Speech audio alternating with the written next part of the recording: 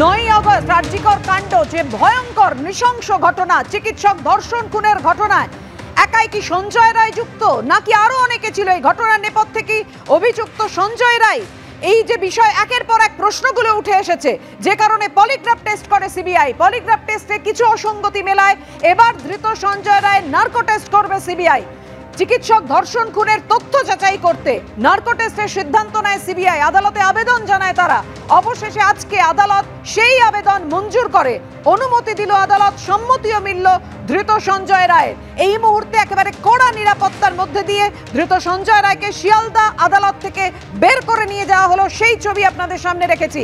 তার কাছে সাংবাদিকরা জানতে চান, কিন্তু কোনো উত্তর দেননি, মুখ ঘুরিয়ে বসেছিল সঞ্জয় রায়। চিকিৎসক ধর্ষণ খুনের তথ্য যাচাই এবার নার্কো টেস্ট হবে ধৃত সঞ্জয় রায়ের।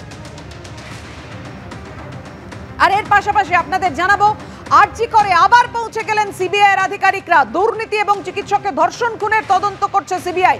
বিস্তারিত জানাবেন আমাদের প্রতিনিধি সুকান্ত মুখোপাধ্যায়। সুকান্ত,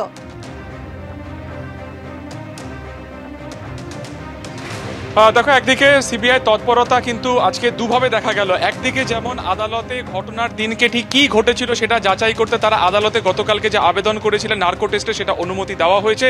তার পাশাপাশি কিন্তু সিবিআইয়ের আরও একটি টিম বা স্পেশাল ক্রাইম ব্রাঞ্চ, যারা মূলত চিকিৎসক খুনের এবং ধর্ষণ ও খুনের ঘটনাতে যারা তদন্ত করছেন, তাদের একটি টিম কিন্তু এসে পৌঁছেছে আরজিকর হাসপাতালের এই প্ল্যাটিনাম জুবিলি বিল্ডিং বা প্রশাসনিক ভবনে।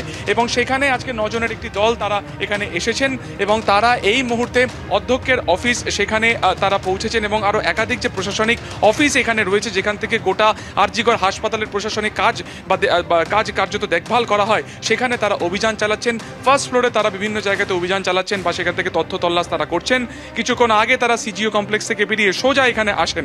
আমরা দেখেছি যে ঘটনা 4 দিনের মাথায় সিবিআই তদন্ত ভার যখন আদালতের তরফে দেওয়া হয়েছিল, তারা বারবার এই হাসপাতালে এসেছেন। কখনো তারা সেমিনার রুমে 3rd ফ্লোরে তারা গিয়েছেন, কখনো গ্রাউন্ড ফ্লোরেও তারা সেখানে তদন্ত চালিয়েছেন। তার পাশাপাশি কিন্তু এই প্রশাসনিক ভবনেও তারা কিন্তু বারবার তদন্তের জন্য এসেছেন। শুধুমাত্র স্পেশাল ক্রাইম ব্রাঞ্চ নয়, এর আগে অ্যান্টি করাপশন ব্রাঞ্চ, অর্থাৎ আমরা জানি যে আর্থিক তছরূপের মামলাতেও সিবিআই কিন্তু বারবার এই বিল্ডিংয়ে তারা এসেছেন এবং এখানে একাধিক নথিপত্র তারা যাচাই করেছেন। আজকে তাদের আরও একবার আসা, যেটা আমরা সিবিআই সূত্রে জানতে পারছি, আসার কারণ হিসেবে তারা যেটা বলছেন যে ঘটনার রাত্রে যারা যারা ডিউটিতে ছিলেন সেই তালিকা মেনে তারা প্রত্যেককে জিজ্ঞাসাবাদ করেছেন। সেই তালিকা বাইরেও কয়েকজনের কিন্তু নাম পাওয়া গেছে সেদিনকে রাত্রে যারা ডিউটিতে ছিলেন। সেই ব্যাপারে আরও খোঁজখবর করতে বা তথ্য জানতে বা গ্যাদার করতে তারা কিন্তু এখানে এসেছেন। প্রায় 1 ঘন্টা হয়ে গিয়েছে সিবিআই টিম তারা আরজিকর হাসপাতালের এই প্রশাসনিক ভবনে তারা এসেছেন। এবং তোমাকে দেখানোর চেষ্টা করবো যে ভেতরের দিকে, সেই বিল্ডিংয়ের ভেতরের দিকে যে এন্ট্রান্স গেট রয়েছে, সেখানে কিন্তু ইতিমধ্যে সেন্ট্রাল ফোর্স মোতায়েন রয়েছে। অর্থাৎ সেন্ট্রাল ফোর্সের নজরদারিতেই এই মুহূর্তে কিন্তু আরজিকর হাসপাতালের প্ল্যাটিনাম জুবিলি বিল্ডিং বা প্রশাসনিক ভবন, সেখানে স্পেশাল ক্রাইম ব্রাঞ্চের যারা অফিসাররা রয়েছেন তারা কিন্তু এই মুহূর্তে এখানে তল্লাশি চালাচ্ছেন এবং প্রয়োজনে জিজ্ঞাসাবাদও করা হচ্ছে কয়েকজন। অর্থাৎ জিজ্ঞাসাবাদও চলছে, তথ্য তালাশও চলছে, কারণ এই মুহূর্তে সিবিআই আধিকারিকরা প্রশাসনিক ভবনে বিভিন্ন তথ্য যাচাই করা, সেই সঙ্গে কারা কারা ঘটনার দিন ছিলেন ভেতরে ও বাইরে, সে সমস্ত বিষয় তালিকা অনুযায়ী মিলিয়ে নিতে চাইছেন। তাই ফের একবার আরজি করে সিবিআই আধিকারিকরা। আমাদের নজর থাকবে সেদিকে।